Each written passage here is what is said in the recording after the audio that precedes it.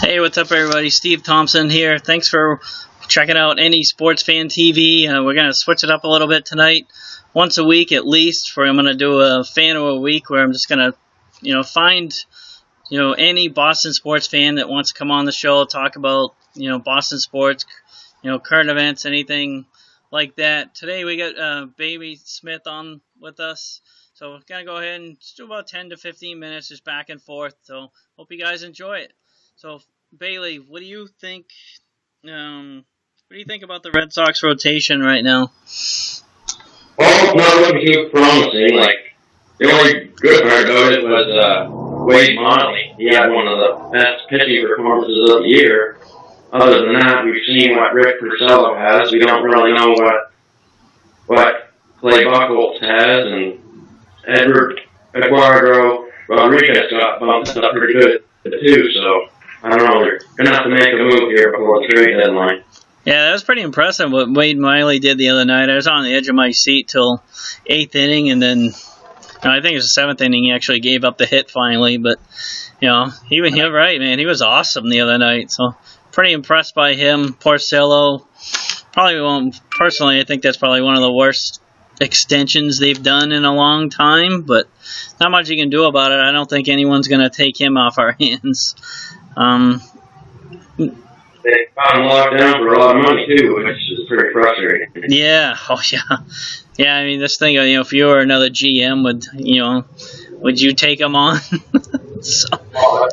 He might be around for a while. Yeah, exactly. But you're right too about Clay. I mean, he has 5 weeks, so he was pretty awesome. He was, definitely very impressive, and then he gets hurt against the Yankees and.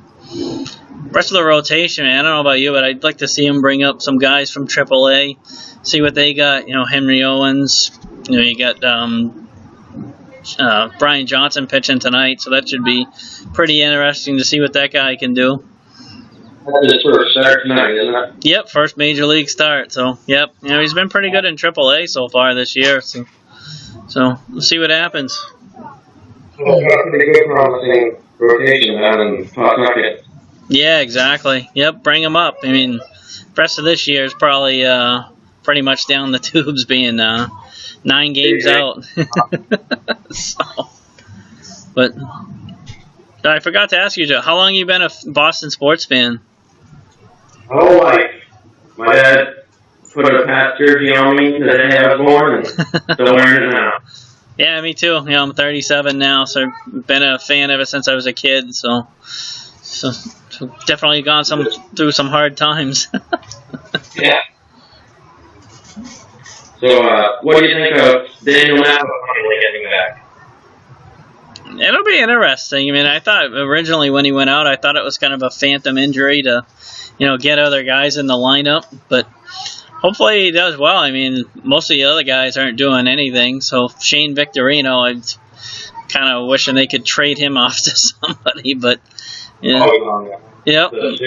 Yeah, he must have naked pictures of somebody on the Red Sox, because he comes back for 3 days, gets hurt, and then as soon as he's ready, he's right back in there. So, but the promising thing about Daniel Napa was actually in the 2013 run, he had one of the highest batting percentages in the American League, but I don't know what's happened lately. He's always been a good defensive player, and he can play first base, outfield. Good to have a veteran player like that on the team. Yeah, I don't have a problem with him. I like him, Brock Holt. Big Poppy, he seems to be coming around a little bit, but, see what happens with them. Yeah. And what's really impressing me is Xander Bogaerts. He's with runners in scoring position, he's always stepping up. Yeah, what a jump from last year, huh? Jeez. Really nice to see that. Yeah, I don't know who he worked with in the off season, but you can definitely tell it's pretty impressive, one year to the next like that. Yeah. And what about the trade rumors? What do you think? Henry Ramirez might be the next one to go? I wouldn't mind it. So, there was a while there they were thinking they were going to trade Clay, but then he got hurt. So. they only down Margot Hanley this year, which is just terrible in left field. Yep. Yeah, and then there's some local radio people want to put him at first base. So. That's a position he's never played for, too, so. Yeah, it's hard. I mean, first base is harder than it seems. You gotta scoop balls out of the dirt. He's got the potential to injure other infielders. So. At least mainly when he's in the outfield, it's usually only himself in the wall. So, right now he can, if he goes to first, he could take out the pitcher. Could take out Pedroia. I mean, who knows? So. Plus, we got a struggling Mike Napoli. What do you think of that? Oh, he had 2 hits last night, right? So, I don't know. They like him, but I wouldn't mind trading him. He's in the last year of his deal. He's pretty proven postseason player. So somebody might take a shot at him. You never know. Somebody out west. He was a catcher in his earlier career, too, so. Yep. That, too. Yeah, exactly. So, we got Smythe activated again. And they just made it Sandy Leon. Yeah, that was interesting. I think that, Sandy Leon is pretty much Clay Buchholz's personal catcher. Yeah, they worked really well together. Yeah, they did. But, I don't know. Who knows? Maybe they'll bring him back if nobody claims him, put him in AAA or something. But Swayhart, he was doing pretty good, too, before he got hurt. It's really impressive. Yeah. Yeah. Yeah, they got a lot of good young players, so just play them. Set all the veterans, trade them, do whatever you have to do. Just let the young guys play. I wouldn't mind seeing them do a rebuild. So we've got 3 games coming up in Houston. Yeah, Houston, they were playing really well before the last time we played them up here. Yeah, No, it'll be interesting to see what the rookie does tonight. I know like the Red Sox, at least whenever they face a rookie pitcher, they can't seem to hit him. So hopefully Houston has the same thing going. And switching over to football now, Roger Goodell put a no timeline on for Tom Brady's ruling for his suspension. What do you have about that? I'm hoping they're negotiating something behind the scenes, like to knock it down. Possibly a game, and maybe Goodell comes out and saying, it's not because we thought you messed with the footballs, it's because you didn't cooperate. But because at least I think he basically stonewalled. Yeah, exactly. Oh yeah, yeah. He screwed up a lot of scandals the last couple of years. So I'm thinking he was trying to go over the top with this one, and it blew up in his face. And then Greg Hardy getting his knocked down to 4 games. There's no way both of them should be serving 4 games. And you got Julian Edelman kind of sticking up for him, and Gronk, and even an old teammate, Rodney Harrison, saying that Brady's going to make him whole league pay. That's pretty much what happens usually. I mean, the year at Spygate went on, they pretty much closed doors and rallied around everybody. The Pats have always, at least ever since Belichick and Brady have been around, they've always been able to use those kind of things to their advantage somehow. Most teams seem to fall apart, and they just use it as a rallying cry to shut everybody up. And I saw your post earlier about the Patriots' interest in Reggie Wayne. Yep. How do you get veteran player have on the team? Yeah, I wouldn't mind him. As long as you don't have to pay him a ton of money because he's been hurt the last few years. But why not? Might as well reload. Feel like you pay him. Do your deal out of him, and I think that could do wonders. Yeah, definitely. Why not? Put him, alongside Brandon LaFell. Wouldn't be bad to have. And another question. Who's going to be the top player for cornerback this year? Seems like some guys got to step up now that Revis and Browner are gone.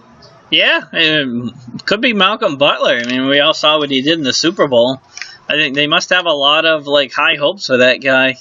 You know, they put him in the second half of that game, and you know, mainly towards the end of the third, fourth quarter. And if it wasn't for that lucky catch at the 10-yard line, and he pretty much shut out the other team. So, yeah. We've got Malcolm Butler, Logan Ryan, and Bradley Fletcher. So yeah, and then you get McCourty in the backside. So I'm glad they, you know, I was pretty happy they left him at safety, McCourty. Do you like him at safety better than corner? He's a much better safety than cornerback, I think. Oh yeah, definitely. Yep. So fast in that backfield. Yeah. And another big question is running backs. I know New England's always been running by committee, but yep. LeGarrette Blount suspended one game. Yep. Who else we got? The guy from Stanford who he was hurt last year, Gaffney, I believe his name is. Second-year guy. He's pretty fast. He's pretty good at catching the ball out of the backfield. You know, he was pretty good at Stanford at catching out of the backfield.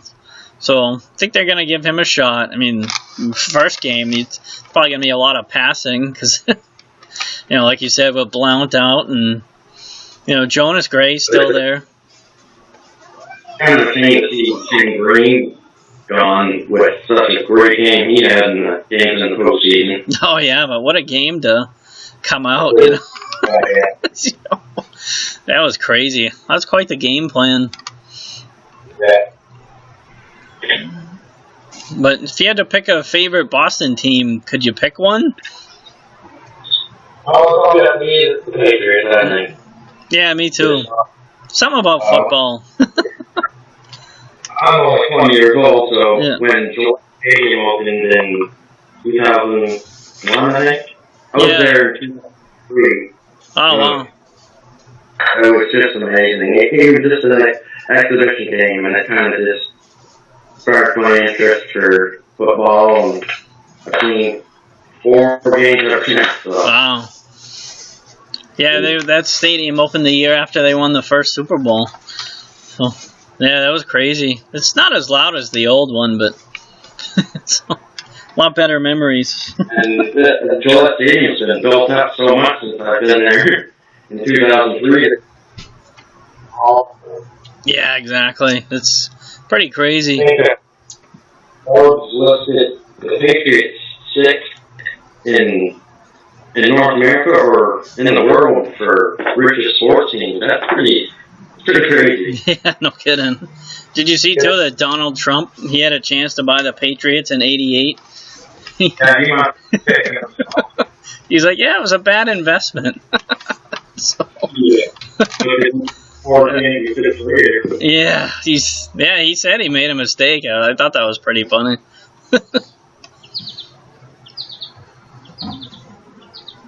So I'm trying to think. So, yeah, the Bruins and the Celtics, they're pretty much kind of in the off season. There's not really much going on with them. You know, the Bruins, you know, they brought Sweeney on, so I thought that was a pretty good move. At first, I was kind of hoping they were going to go outside the organization for the GM, but then, you know, Jeff Gorman and the Rangers, he ended up staying with the Rangers. Now he's the GM, so they must have known that he wasn't coming. So, but interesting to see what they do.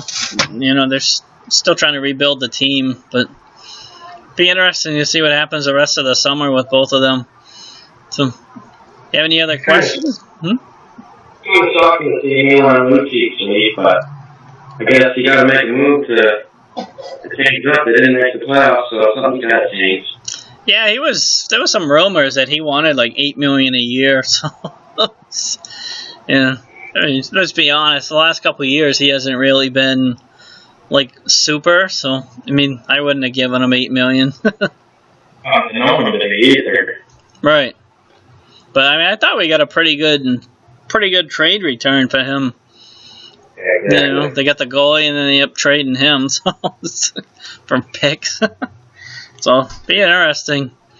So it's pretty much. Just want to waste too much money, eh? Oh yeah. Yep.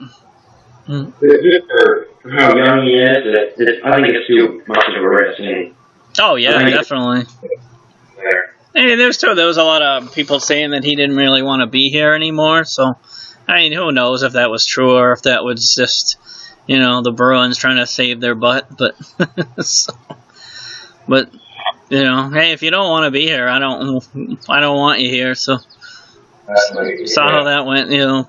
Phil Kessel years ago, he wanted to be traded out of here. So, I'm glad he's long gone. Yeah. Yeah, it'll be interesting though. Like he just got traded to Pittsburgh. So I'll be in the lineup with Malkin and Crosby and Phil Kessel. Yeah, they could be pretty nasty. So, if they're on the same line, that could be nuts. But we'll see what happens. So that's pretty much all I got. You have any other questions? Oh yeah, it's great to be the first guest on the show, man. Yeah, definitely. Happy to have you on. So we should do an episode in person sometime. I know this, Patriots training camp. I'll definitely be there. Probably the Thursday or Friday I'll be there. So we should get a bunch of people to go down. I think it'd be cool.